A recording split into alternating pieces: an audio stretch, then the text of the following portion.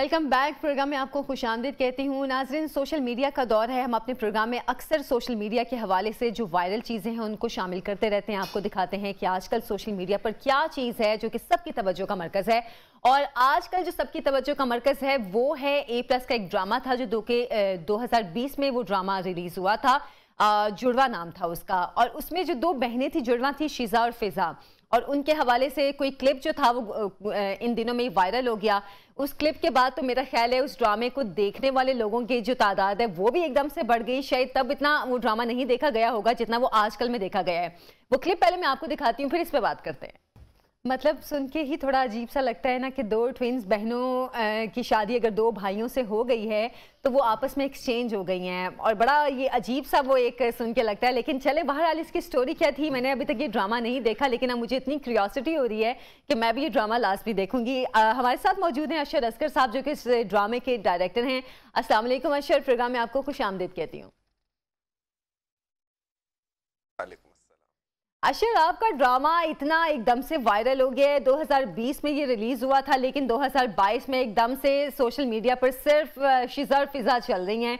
क्या ऐसा हो गया? इस ड्रामे की स्टोरी क्या थी कि एकदम से इतना ज्यादा वायरल हो गया है?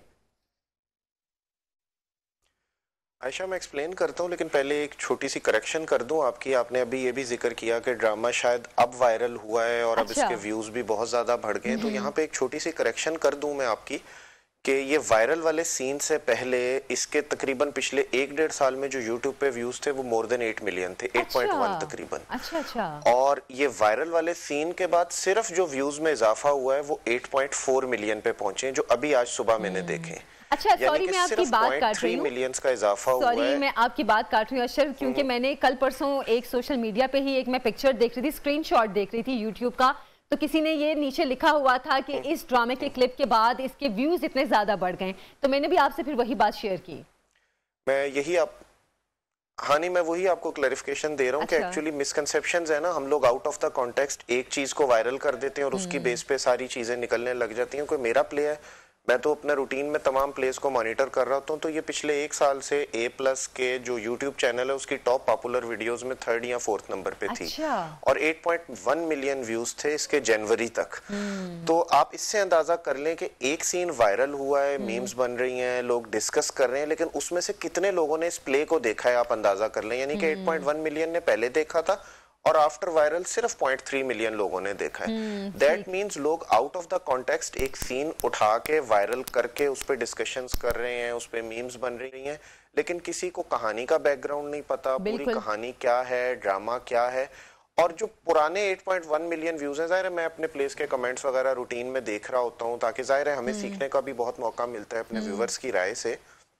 तो आप वो कमेंट्स उठा के देखें, ये जनवरी से पीछे के तो 80-90% पॉजिटिव कमेंट्स हैं। किसी ने इस किस्म की तनकीद नहीं की, किसी ने कोई ऐसी नेगेटिव राय नहीं दी, क्योंकि ऑब्वियसली जब आप एक पूरा ड्रामा देखते हैं, कहानी का बिल्टअप आपको समझ आता है, क्यों इस तरह की एक वाकया हुआ है, उसके पीछे क्या है, क्या साजिश थी, वो पूरे कॉन्टेक्स्ट में आपको कहानी समझ आती है। जबकि अभी बगैर सियाको सबाक के एक सीन उठा के उसके आगे पीछे किसी को पता नहीं और उस सीन की बेस पे डिसीजंस किए जा रहे हैं, तो ऐसी बात नहीं है। और इवन मैं अभी आज सुबह ही देख रहा था, जिन लोगों ने बाद में भी देखा है प्लेस जिसमें नए कमेंट्स भी हैं, उसमें भी 50-60% लोगों के पॉजिटिव कमेंट्स हैं कि it was a nice drama. Even कल वो बड़ा एक वायरल हुआ है स्क्रीनशॉट, हमारी एक सीनियर आर्टिस्ट है उष्णा शाह, तो दीवा मैगजीन ने भी पोस्ट किया हुआ था। मेरी बिल्कुल उष्णा शाह से कोई मुलाकात नहीं है, ना हमने इत्तेफाक से कभी इकट्ठे काम किया। आई थिंक पता नहीं वो मुझे जानती भी है या नहीं, लेकिन उन्होंने बड़ा पॉजिटिव फीडबैक इस प्ले के ऊपर दिया हुआ है कि it was a nice drama, और मैंने देखा है और मुझे तो इसमें कोई ऐसी चीज नहीं लगी। अच्छा, वैसे क्या स्टोरी थी अशर इसकी? क्योंकि मैं खुद भी जैसे अभी बात करी थी कि अब मुझे भी क्यूरियोसिटी हो रही है उस सीन के बाद मैं ड्रामा लाजमी देखूं, मैं देखूंगी इंशाल्लाह। लेकिन आप ये बताएं कि असल में क्या सीन, क्या सिचुएशन क्या थी कि इस तरह दुल्हनें बदल गई, ट्विंस थी, तो वो ये भी पता नहीं चला कि ये उस दुल्हा की है, ये उस दुल्हा की है? नहीं, देखें, सबसे पहले तो मैं एक चीज क्लियर कर दूं, ये एक ट्रू इंसिडेंट से इंस्पायर होके कहानी लिखवाई थी मैंने, ठीक है। ऑब्वियसली ये चीज हम ज्यादा डिस्कस नहीं करते, और ट्रू इंसिडेंट को बिल्कुल एज इट इज कभी भी एक्सपोज नहीं किया जाता, उसकी ड्रामाई तश्कील की जाती है। तो एक तो ये चीज थी। दूसरा, ड्रामा बनाने का जो मेन आंसर होता है वो होता है एंटरटेनमेंट, और हमारी कोशिश होती है कि उस एंटरटेनमेंट के पहलू के साथ साथ कोई ना कोई मैसेज ओरिएंटेड चीज हो। अब चूंकि लोग सिर्फ एक क्लिप को देख रहे हैं तो उनको लग रहा है कि शायद कोई बहुत बोल्ड सब्जेक्ट है या शायद कोई बहुत नेगेटिव थीम पे बेस करता हुआ ड्रामा है। हालांकि ऐसी कोई बात नहीं है। दो जुड़वा बहनों की कहानी है जो कि एक ट्रू इंसिडेंट से इंस्पायर है। उनकी शादी होती, असल में थोड़ा सा ना हम लोग रिलेट कर रहे हैं बहुत ज्यादा लॉजिक्स में कि जी सोशल मीडिया का दौर है, उन्होंने लड़कों को भी नहीं देखा।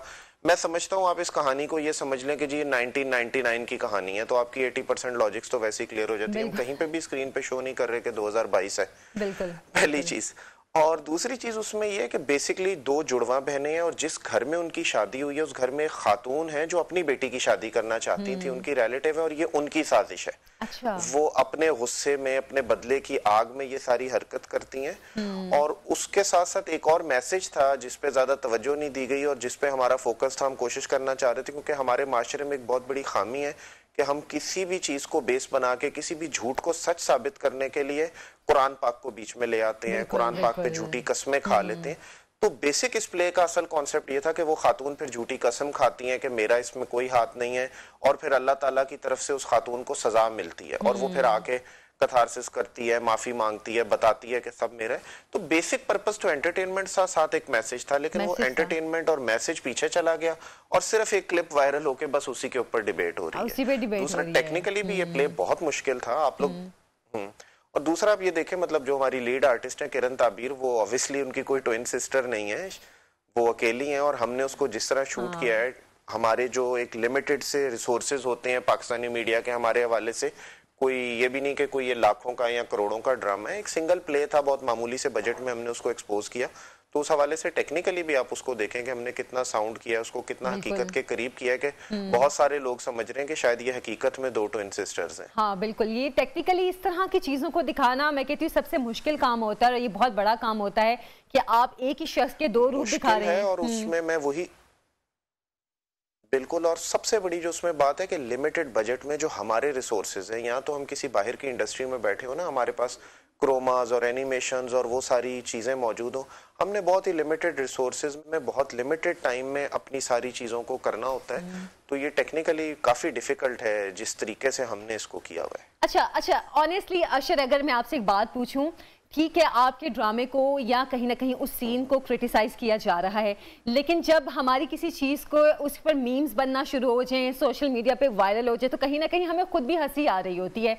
जैसे वो पारीगढ़ वाला भी था कि ये हम हैं, हमारी कार है, तो आपको भी हंसी आती है कि मीम्स भी इस तरह की आ रही है, ऊपर पिक्चर्स ऐसी लगा रहे हैं लोग कि हमें हैरत होती है, लोग कहाँ से सोचते हैं। ऑब्वियसली बिल्कुल, आई एम एंजॉयिंग, और मुझे अपने तमाम व्यूवर्स की तख्लीकी सलाहियतों को दाद भी देनी चाहिए। और मुझसे अभी एक दो सोशल मीडिया मैगजीन्स ने भी क्वेश्चंस किए थे, मैंने खैर उसमें एक मैसेज जरूर व्यूवर्स को दिया था कि कमाल है आप लोगों की तख्लीकी सलाहियतों को सलाम, लेकिन कोशिश करें कि ये कोई इतना बड़ा इशू नहीं है कि इसके ऊपर मीम्स बनाई जाए। उससे ज्यादा हमारे अंदर माशरे में बहुत सारे सोशल इशूज हैं, हमारे मुल्क के मसाइल हैं, कोई ऐसी चीजों को हाईलाइट करें बजाय इसके कि आप ये शिजा और फिजा के पीछे पड़ गए। मैं सुबह देख रहा था, नाम नहीं लूंगा, लेकिन बेतहाशा ब्रांड्स जो हैं वो अपनी एड कैंपेन्स अब इस शिजा और फिजा के ऊपर डिजाइन कर रहे हैं, बेतहाशा प्रोडक्ट्स की मैंने सुबह देखी। आप लोग हैशटैग करके सर्च करें तो आपको नजर आने लग जाएंगे।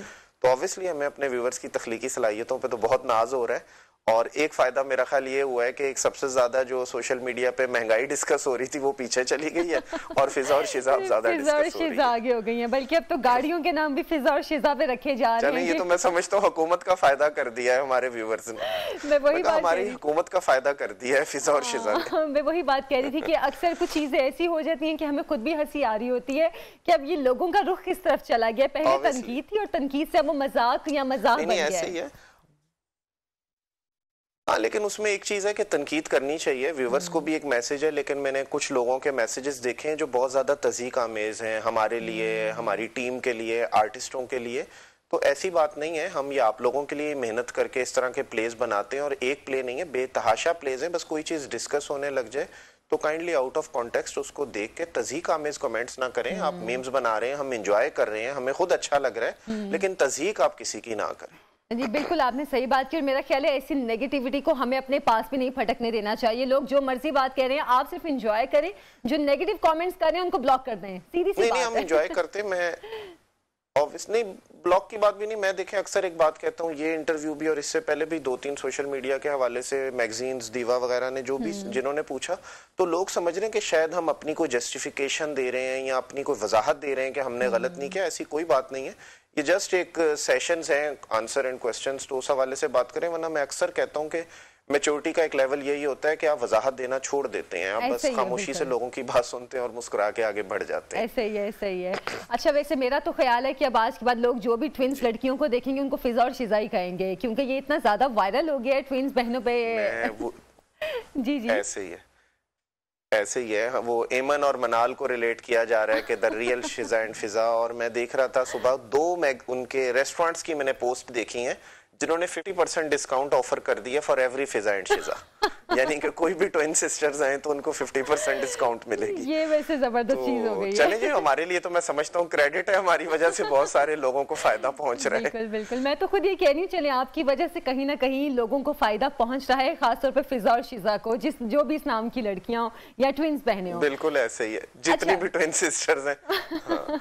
अच्छा अच्छा, एक चीज और भी, इस ड्रामे में जैसे आप कह रहे थे कि एक मैसेज भी देने की कोशिश की गई कि जो खातून उनके घर में थी वो उन्होंने ये साजिश की, वो मेरा ख्याल है आपने वो पुप्पो का करैक्टर बनाया है उनका, है ना? जी बिल्कुल। जी तो बिल्कुल, वही बात, फिर ये बात तो फिर ये भी आ गई ना कि आपने जो एक रिवायती पुप्पो वाली जो चीज थी वो इसमें डाल दी। वो कोई भी खातून हो सकती थी। इस पे काफी जो पुप्पो हैं वो नाराज हो जाती हैं कि पुप्पों को क्यों कहा जाता है कि वो लड़ाई दिलवाती हैं। नहीं, वो आपकी बात दुरुस्त है। वो अक्सर एक मजाक भी बना हुआ है ना कि हर शादी में कोई ना कोई एक फुफो नाराज होके बैठी होती है। तो जी बिल्कुल, एक्चुअली बस वो एक बन गई है मिथ के फुफो शायद ऐसे ही, वरना बहुत लविंग फुफोज भी हैं, ऐसी बात नहीं है। लेकिन ऑब्वियसली कहानी जब बना रहे होते हैं, जिस तरह हम अपने मीडिया में देखें तो हम सास के पीछे पड़े हुए हैं, तो ऐसी बात नहीं है, हर सास भी जालिम नहीं होती, बहुत सारी लविंग सास भी होती हैं। तो वो ऑब्वियसली बेसिकली मैं वही कह रहा हूँ ना कि लोग उसको रियलिटी की तरह ना लेके चले। मैंने भी जो आपको बताया कि जो ट्रू इंसिडेंट था वो शायद एज इट इज नहीं था।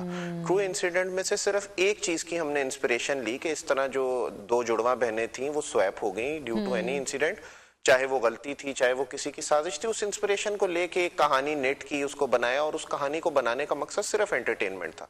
बेसिकली ये प्ले जिस सीरीज का पार्ट है, हकीकत एक ड्रामा सीरीज थी A+ पे, जो सोशल टैबूज और इसी किस्म के सोशल इश्यूज पे बेस कर रही थी।